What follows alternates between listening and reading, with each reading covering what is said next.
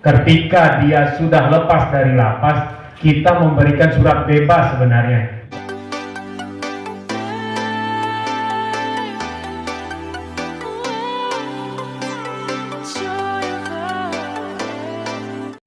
Teman-teman PDIP ya Pak ya.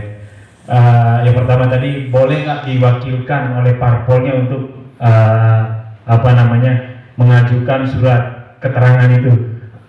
Saran dari kami, alangkah baiknya orangnya langsung yang akan bermohon ke lapas. Sebenarnya ketika dia sudah lepas dari lapas, kita memberikan surat bebas sebenarnya, bahwa yang bersangkutan sudah bebas. Akan tetapi mungkin surat bebasnya sudah hilang karena 4-5 tahun sudah bebas. Akan tetapi kalau dia bermohon lagi, kalau yang bersangkutan bermohon lagi, kami akan menerbitkan surat keterangan bahwa yang bersangkutan pernah dipidana di Lapas Sumbawa dan bebas. Nanti akan kita rincikan bebas PB-nya pada tanggal sekian, kemudian bebas murninya yang sesuai dengan putusan pengadilan dikurangi remisi tanggal sekian. Itu saja, saya rasa cukup jelas ya Pak ya. Kemudian bagaimana mengajukannya? Mengajukannya cukup dengan surat permohonan yang bersangkutan. Surat permohonan yang bersangkutan. Datang ke lapas membawa surat permohonan kami.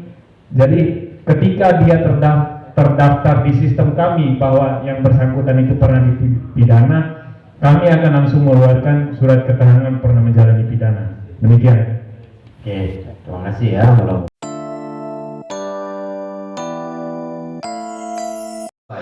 Surat keterangan dari pengadilan terkait dengan berapa sih yang sudah diputuskan oleh pengadilan. Artinya nanti surat keterangan pengadilan lebih kurang mengatakan, oh si A ini sudah diponis sekian lama. Nah, itu dari pengadilannya. Kemudian yang kedua tentu dari lapas. Nah, dari lapas sudah terang dia sudah selesai menjalani hukuman. Nah, tadi Mas Heru kalau masih bersyarat, ada bersyarat, nanti dia bukan bebas murni karena kita bebas murni gitu ya. Jadi soal mekanismenya tadi apakah boleh apa nanti itu nanti dari lapas ya. Sekira itu ya, dua dari kalau untuk pidana itu.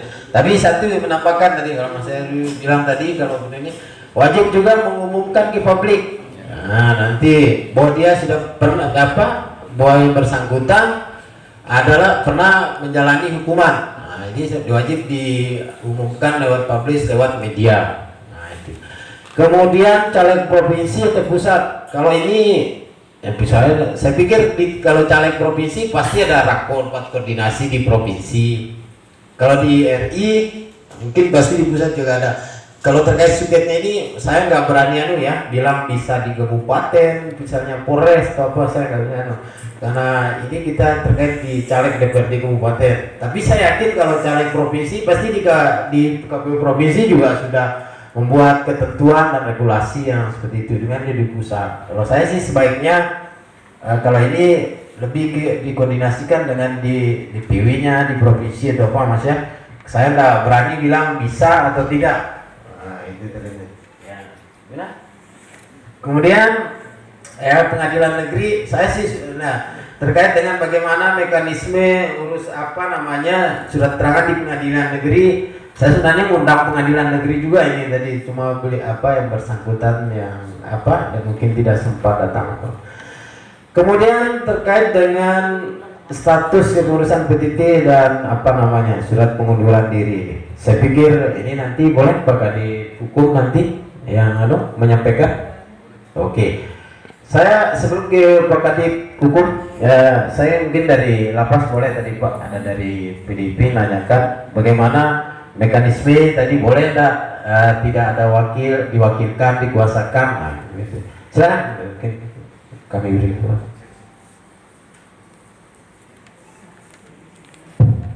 ini KCD, Depdikbud dan seterusnya ini itu memiliki kewenangan untuk mengesahkan ijazah atau tidak yang melalui jalur informal. Tidak menutup kemungkinan Bu Rohmi nanti ada kawan-kawan kita yang memakai jalur non formal yang berijazah, yang memiliki ijazah kesetaraan yaitu paket C. Di Kabupaten Sumbawa Barat bersoal pada tahun 2004-2019 tentang ijazah, yaitu ijazah paket C yang tidak normal, ya, dan seterusnya. Maka ini kemudian harus rigid dan jelas begitu Ibu.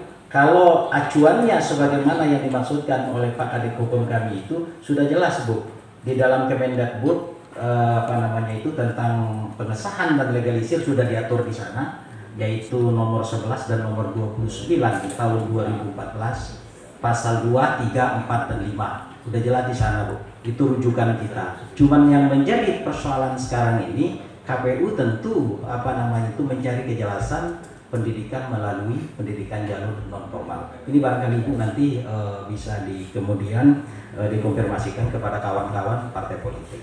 Kalau yang disampaikan Ibu tadi sudah jelas, yang di luar NTB, kemudian dalam NTB, kemudian lagi Ibu juga harus mengkonfirmasikan juga kepada para partai politik, karena kewenangan SMA sekarang itu sudah menjadi kewenangan provinsi. Kalau dulu masih bisa di Dikbud, kalau nggak salah seperti itu. Mungkin itu barangkali.